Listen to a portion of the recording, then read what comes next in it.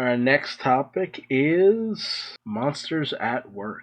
Okay, this is another one that's all me. Monsters at Work is the sequel to Monsters, Inc. that everybody had been asking for before we got Monsters University. And then, even then, people were still asking for that sequel, and that's why we're here.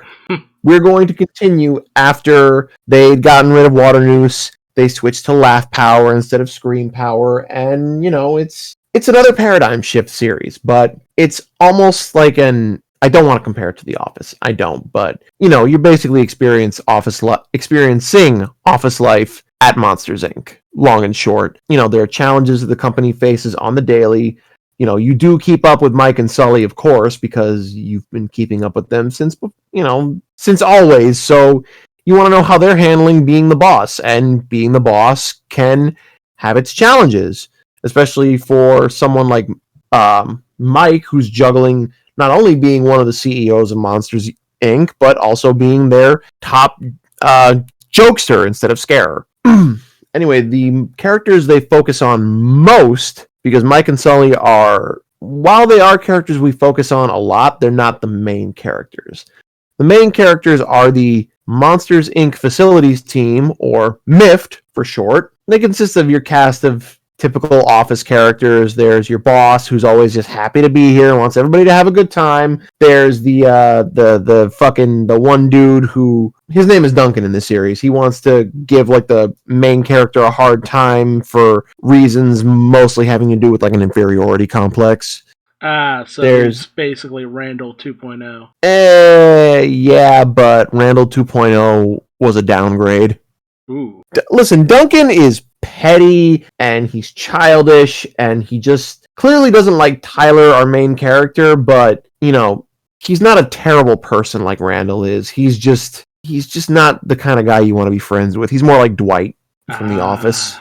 I don't want to use that analogy, but it's really the best. You just make the friggin' Office analogies, man. Stop pigeonholing yourself. I can't help it. I'm not a fan of The Office, and people can give me shit for that, but I don't care. I think it's overrated, and I don't want to compare the show to it, but in a lot of ways, it is very similar. So, yeah, okay, I'm going to make the comparisons, but just understand where I stand on this. Whatever.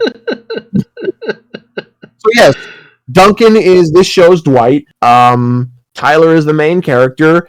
His predicament is that he was brought on to be like the next top scarer. He was recommended by Waternoose to join Monsters Inc. The problem is, Waternoose got canned for doing some illicit, illegal bullshit that is also extremely unethical. Thusly, man, topical. Yeah, yeah. Thusly, Tyler went to college for 4 years for nothing, because everything he learned is now completely irrelevant. Man, this series sounds like a fucking life story, honestly. It's a little too real. It is a little too real, but it's kind of great because the thing about Tyler is that while he definitely could have been a great scarer, he sort of unconsciously is like if he's able to consciously call on the funniness of his character, because he is naturally kind of clumsy and it lands him into all sorts of comedic situations, and I'm just like, damn, if you had done this in front of a child, they probably would have busted a gut. But I guess that's like the whole point of the series, is like he's going to learn how to adapt and get used to and enjoy being at MIFT before he finally eventually goes to the Laugh floor, which I get the feeling he might not do, at least for most of this series' lifespan. If that changes over the time, if they get renewed for a second, I'm not really sure. But, it's nice to see the way things had to change at Monsters, Inc. because, they're offering, like, an alternative energy source.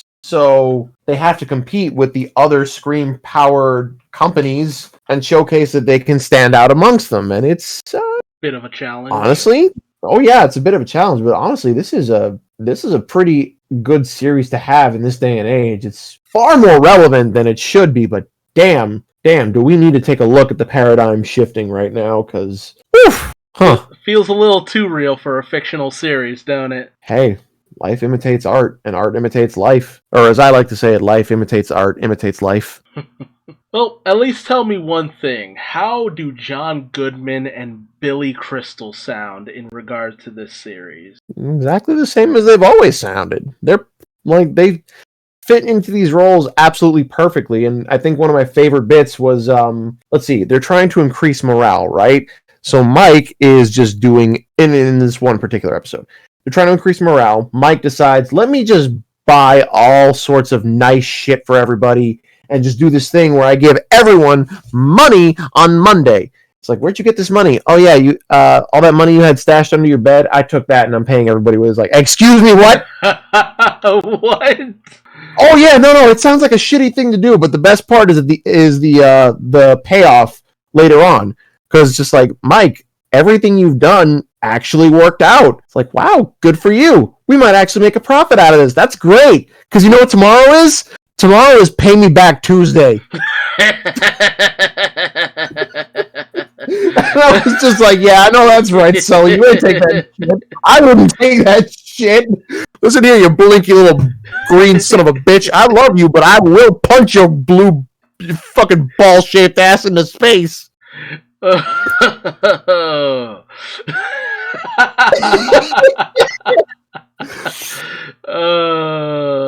no, but it's great. Okay.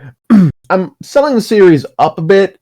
There are a few moments where some episodes I'm really into, others I've been kind of like so about. There was one that I liked the title of, and the premise of it was kind of funny, but I just was not that into it. The episode's literally called The Big Wazowskis. And I'm just like, y'all were waiting. Yeah, The Big Wazowskis. Because Monsters, Inc. apparently has a bowling alley. And John Goodman was in The Big Lebowski. You know what? He actually wasn't. Oh, well, no, he was in The Big Lebowski, but he was not in the episode. He was, like, barely in the episode. No. Like, it was more about Mike. Yeah, it was more about Mike than it was Sully in this episode. And it's just like, wow. Dude, you it was The Big Lebowski, and you leave out John Goodman for the most part. I don't know how to feel about that. Here's my question. How would they have managed to get away with the whole fuck a stranger in the ass scene? Like, would they really do the whole find a stranger in the Alps thing? You know it would have been great, though. Speaking of finding a stranger in the Alps, the most recent episode had Tyler run into the abominable snowman. Really? Yeah. Turns out, do you care for a spoiler on this one? Go for it. Turns out the reason he was banished is because he looked in on Waternoose's mail and saw his orders for the Scream Extractor from the movie, all that illegal illicit shit. So, Waternoose had to cover that shit up, so he banished the abominable fucking snowman. Holy crap. Really? Yeah. Yeah. It was some shit, and Tyler had to be the one to just be like, no, man, you don't need to be banished. You need to come back.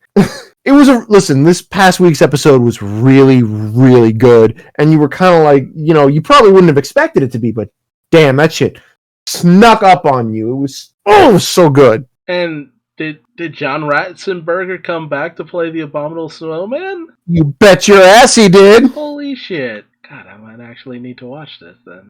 You do, man. Monsters at Work is actually surprisingly really good. I forgot to mention one of the Mifters. I cannot remember her name, but she is an arachnid type lady with a claw, so maybe more like a crab lady. Anyway, she usually has, she has lived some kind of life. Because every analogy, every story, every person she's ever talked about, it's some shit. She has talked about several other past Mifters, how they died. What? Yeah, no, it's like the way she has described how monsters have died, but it always sounds cartoony and hilarious. So it's just so perfect.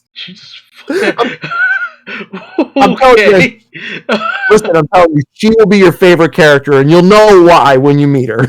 Like, I'm doing a bad job of describing her, I feel like, but she is hilarious, and I enjoy it when she's on screen.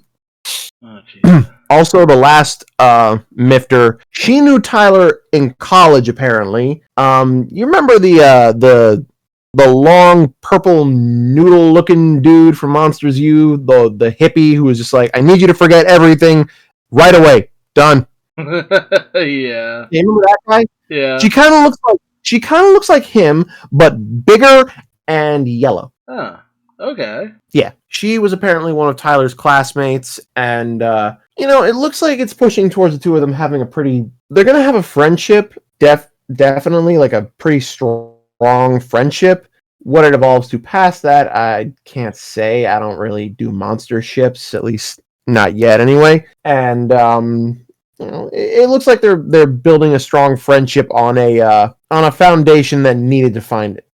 You'll see what I mean when you watch it. I don't know how to put this into words realistically, but it's simultaneously like it's mostly wholesome. I'll just say it's mostly wholesome. Oh, that sounds. Oh, also the manager at Mift is voiced by Henry Winkler. Really?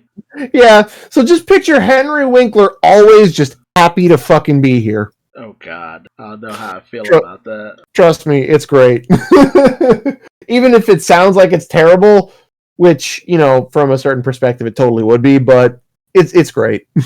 I don't know how I feel about the fawns being up all in my shiz. How would you feel about him being a pudgy one-eyed... I was going to say pudgy one-eyed monster, but then I realized that's probably not the best choice of words. But... No. But that's kind of exactly what he is, though. Like, he's a cyclops, but he's got like a fucking like a trunk, but not like a long trunk, like a little short snoot of a trunk, and he's just pudgy. He's pudgy and friend shaped. He's shaped like a friend. He is very much shaped like a friend, and like I said, if you watch it, you'll see what I mean. And the same goes for anybody listening. By all means, check this shit out, or don't. I don't care either way, but hey, if you want some quality animation, you want to have a good time, these are some good recommendations right here. Everything we've been talking about. I will admit, the last thing that I can remember that I really enjoyed Henry Winkler in was Batman the Brave and the Bold as Ambush Bug. Ambush Bug. So he wasn't Batmite? No. Oh, somebody completely different. Yeah. Alright, I think that was it. Did you have anything else you wanted to talk about for this go-round? No, that's all I got so far. I'm making more progress on Jellystone, but I'd rather finish the season before I go on about it, just because, I can get through like one episode that has two separate episodes in it, but then it's just like, I could use a break. So Jellystone is going to be one of those slower burns for me, but we'll get back to it when I finish it finally. All right. And with that brings an end to another episode of Talking 2D. We stream every Sunday, when possible, around 8 o'clock, and most of our archived footage goes up on my YouTube channel, so check that out if you want to see everything we've talked about today. But, as always, thank you so much for joining us. Remember, 2D is a blessing. Treat it as such. It is your Lord and Master, your Savior. All hail, all things 2D. And until next time, I've been Duuz-Diz-Din here with my co-host, the man with the iron giblets. And we will see you same 2D time, same 2D channel. Bye-bye. Peace.